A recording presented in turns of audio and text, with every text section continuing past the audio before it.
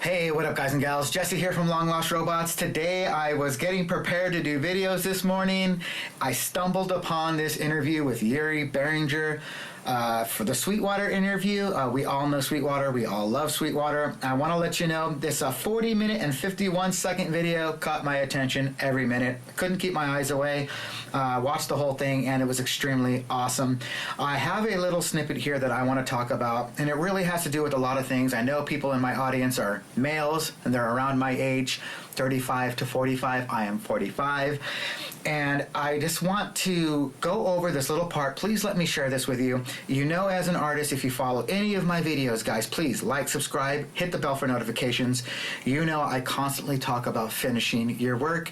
And as artists, as men, as women, as people who need have a human need to fulfill their destiny and finish things. Most people aren't satisfied when they don't finish anything, right? That goes with anything we're talking about in life, and that's what this video is about. But we're going to bring it back to songwriting and being an artist, because I equate all of our artistry together, right? There's no reason to separate it too much. So let's go over this really quick. This is a part where he's talking about his mother. He had just borrowed money from her. He wanted to give it back. Let's listen to this part where his mom is 50 years old, what she's just starting, and why I like this little less than 2 minutes, guys. Bear with me, okay? But just the support I got from my mother was something I will never forget. Mm-hmm. Right? And she was always very proud of me. I lost my mom, by the way, so this hit me kind of hard. The last day and my dad, I lost both my parents. Tried to explain what we're doing, and she was very happy. She came to the factory in China, walked the production line, took a screwdriver. This is the part I'm interested in. At the age of 50, she went back to university. She studied psychology and then worked for an institution called the Helping Hand, where people call in when they're distressed or suicidal. So she did this pro bono. And at the age of 50, she went back to get her psychology degree. Let's go ahead and play some more. On did hospice. At some point, she came to me and said, "You know what? I want to share something with you. The experience I have gained in the hospital, people die in two different ways. One is they had a disgruntled or had a life that is not fulfilled. They feel like there's some unfinished business." I want to stop it there really quick for copyright reasons. I always like to kind of go overkill a little bit. Living a life that's unfulfilled. Now let's listen to these two parts right here, okay? Said people don't die in a very easy way, because they always feel there's something left to do, but obviously they realize now it's too late, right? And then there are people who have a fulfilled life. They experience love. They could live their passion. Of course, nothing's ever great, right? I want to stop it right there, because his communication with English is he didn't mean to say great. Like my English is good. He didn't mean to say great. He meant to say perfect. Life is not perfect. Whether you're in a job, marriage, nothing is perfect, but we lived a great life, right? But they had a pretty good life, and she said they put the head on the pillow and often go with a smile. And then she looked at me and said, "Which of those two you want to be?" So I want to stop the video there. I encourage you to go watch the whole video.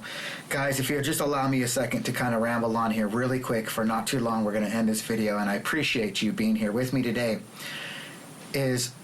I'm 45 years old, going on 46 this year, and I can tell you that I have lived a very fulfilling life.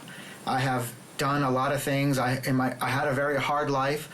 I grew up very hard as a child, getting involved with drugs and certain things very young, and alcohol as well.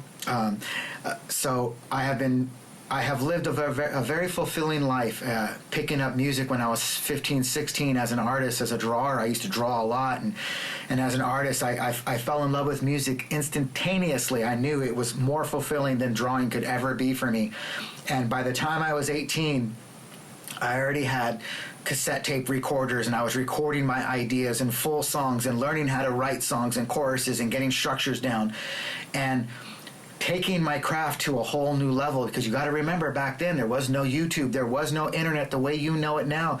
You had to do things because you wanted to do it. If you needed to learn something, you better get to the library, get on internet forums, which are not as easy as you think, and get to a point to where you're opening magazines up and understanding how to do things, right? So what am I getting here at? What I'm getting at is the fulfillment of life, the fulfillment of your art. Why do we have these studios if not to finish something? And I'm not saying you have to share this with people. That's not the point. The point is to do it for yourself, to know that I finished that piece of drawing, that sculpture, that song. And do you want to be the person now at your life who is regretting that you never did these things? Let's say you're somebody who's just getting into music, you're stumbling upon this video. My friends, I encourage you to start now. The technology is here to finish pieces of work. That way you can learn from those pieces of work. And if you're my age now and you're a man my age, we have a journey. It even says his journey and inspirations. We are on a journey our whole lives. Like his mom, at 50, she went and did more. She wanted to do more. And like my age now, I work in the grocery industry. It's very difficult to get out because I make really good money. It's not like I'm just some schmuck working in the corner.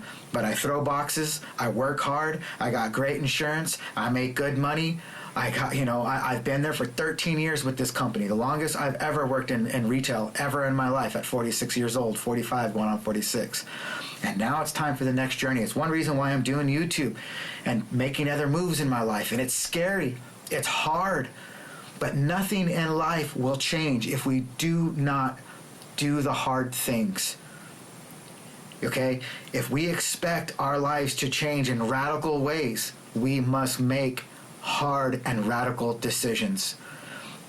And when it comes back to music, especially music, there's no reason why you cannot be finishing your projects. And I do not condone or encourage people not recording anything for themselves. You do not, I repeat, you do not have to share your music.